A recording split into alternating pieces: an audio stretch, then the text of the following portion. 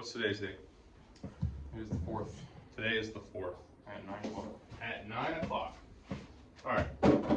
So, basically what we're going to do is we're going to talk about this job that we did.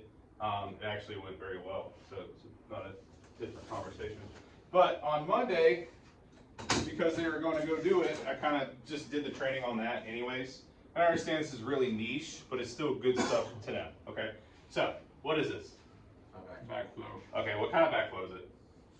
It's 8-inch. Actually, yeah, the only reason you know that is because you talked to Emilio. No.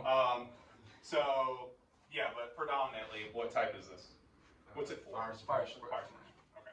So, where's the direction of flow, and how do we know? Towards where the check valve is pointing. Yeah. So on this one, you can't. Yeah, normally, but you can't always do that, right? Yeah. Because it's a little different on the other ones. But anyways, the arrows, right? So we know it's coming. So what we were doing is we're replacing this because the packing is leaking. Now on the packing, it's possible. So what happens when these open and close? See this plate right here? There's a nut on it on each side. A lot of times you can tighten it down. On this one, it like mitigated it from what it was, but I still wanted to replace it. So now we have a whole thing of we need to replace it. Okay, so if you notice, this is on a hill. Okay, and if the direction of flow is this way, and we're replacing this, I can just turn this off and we don't have to worry about water, right? No. No. All that back pressure. Yeah, it's because the water is coming from here. So if I turn this off and I go to replace it, then I'm just going to flood this whole area with an 8-inch main, which is a shamu amount of water. A lot of water. Okay, so that means that we have to turn it off at the curb stop, which is like right here. Big key at the done. Turn it off. We're good. Okay. So now that you turn it off, how do you know that you did turn it off? Open the port. Yeah. So on these, the typical ports on a regular backflow for us are like 1/4 inch. These are 3/4, 1 inch. So you'll know pretty fast. Okay. So then there's two minds to doing this. A, you take these bolts out and these bolts out, block this up, pull this out. Or B, you remove here and here, and take the whole cap off, do it on the ground, and put the whole cap back. What do you think is a better option for you? Possibly taking everything off and doing it on the ground. That way you don't have to brace anything, possibly bend or warp any flanges or anything like that. These risers, correct. These risers have a tendency to want to lean into each other, especially this side, because now you just created a huge lever. Because this is like, I mean, this one ball gate valve right here, that's like 500 pounds. Yeah. So that means that if that's 500 pounds, you already know that's probably 1,000 pounds at least. So now we got 2,000 pounds. That's way over its center load. It's just going to bend down, which is going to cause this to break. And normally underground, you're running like DR18. So you're actually running plastic underground. And then they just use it's like a Hymax hybrid. It's called a mega flange. So basically it's just a device with rubber gaskets that slip on the plastic DR18. They tighten it down, and then it has a flange adapter on the end. So all your straight runs on these underground big size pipes, city pipes, are normally always plastic because it's cheaper, right? And they don't degrade like metal does. And then when it goes to a turn, they'll do a mega flange. They'll do an iron 90, a ductile iron, and then out of the 90, then they'll do another straight with a section of metal. So on this one, we went ahead and took these off, okay? And we moved the whole thing. Well, over here is the lowest parking lot. So if you had to do this, obviously you need equipment because ain't no one built like that. How are you going to get it into the parking lot? What are you going to use? Mini X or a regular excavator? Or like a crane? No. It's a crane. You got I forgot the name of it. flamboyant one? The one, it's pretty much a crane, but it's not a crane. A lull. What? A lull. Oh, a lull. Yeah. I've never even heard that. Yeah, so it's an all-terrain forklift. Yeah. So it's a forklift that has the boom and it has the forks, and it gives you way more control. So now what we're going to talk about is strapping. I need to see if they actually have pictures of that. And God, I hope they don't. So this is the packing. Right. That's a lull. Okay. Yeah.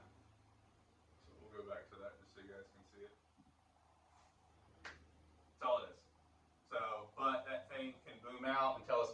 they're going over it. So now, when we get to strapping, there's a few things to pay attention here. They're centered under it, right? So we're using real high tension straps, not some. I'll use some rope. No. Go get some straps. The husky bands. We're not using husky ratchet straps. No. So these are real like toe straps, and we're using real like 2-pound shackles too. So I mean, it can handle some weight. I think those straps are rated for like 7,000 pounds. So we're straight, right? And then they cradled it on the center, right? And all our tension's here, okay? But they also tied off to these, and they tighten them up a little bit more. So you want more tension here, less tension here, but that's going to stop it from tipping.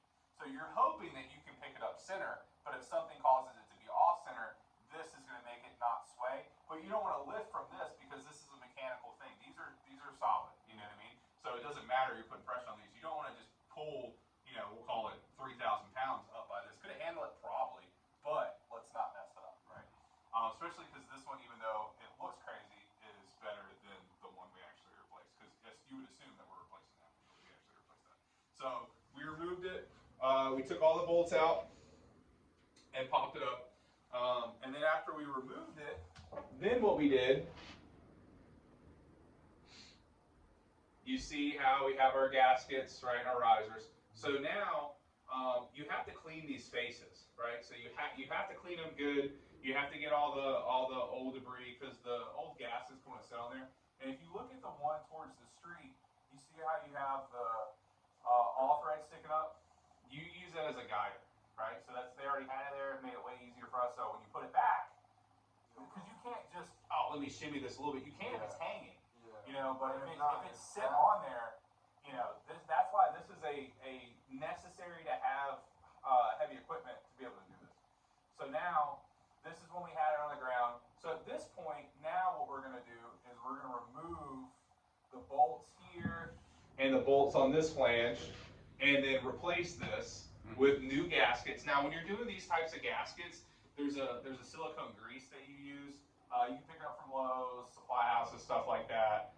So you use your silicone grease, which helps a few things. One, you go ahead and clean the flange, even on the new one, you clean it because there's paint on it. So you clean it with a wire brush, good and clean. Then you're going to take your clean gasket with silicone on it, line it up, and put it on there. What's that going to do? It's going to hold it, help it stick. Yeah, it's going to stick to it. So you don't even have to worry about it trying to slip and all that other stuff. So then you're going to lube it all up. You're going to put it all back together. So now we have it all back together. So now what's the process? Lifting it. Yeah. Okay. So we're going to pick it up and put it back on there, right? And bolt it down. So essentially what we did is we turned the water off. We made sure the water was off. We strapped it. We undid the bolts. We picked it up. We blocked it. We put it down. We undid some bolts. Replaced the backflow handle. And Claudia gave up. Replaced it, and then we went ahead and backwards the process, right? Okay. None of that seems hard, right? It seems a lot more simpler than it is. Well, it is simple. That's the thing. It is simple. These types of jobs are not hard. It's all about your prep and listening to your manager for the exact steps that you need to do, okay? We've had a few jobs this week that went south for people not doing them and half-stepping. Not that they're lazy, they just get caught in the sauce or whatever. And I'm not just bringing up that. It's a few different ones. And there's a reason that I say what I said. Luckily, these guys had zero issues because they realized the severity of messing this up. So it is a really easy job. But there's a reason. I don't just talk to talk. I really don't. So my whole job is to make money, make you guys make money, and make the clients happy, right?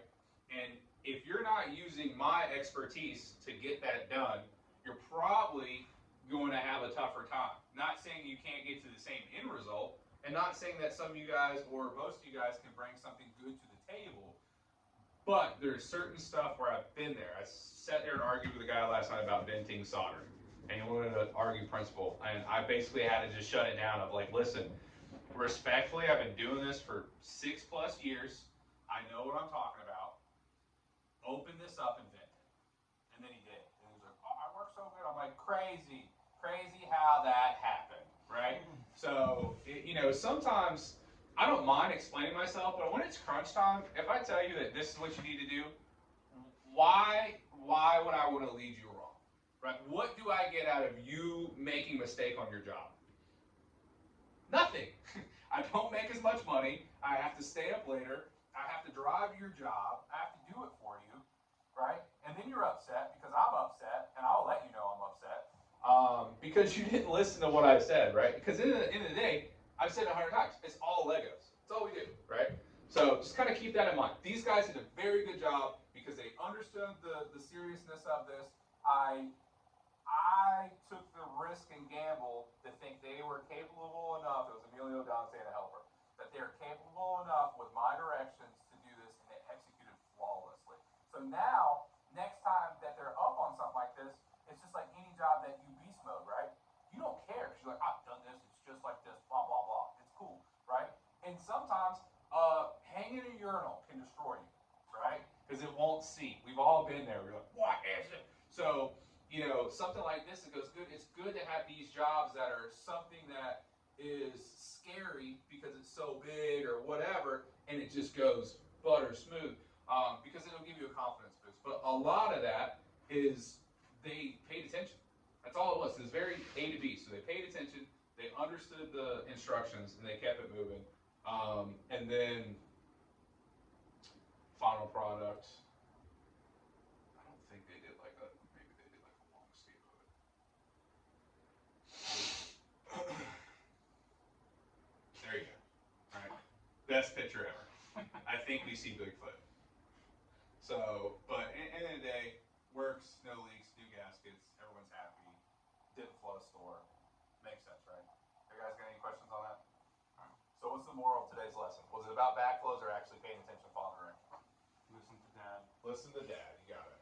Right? You got it. And I will come back with milk.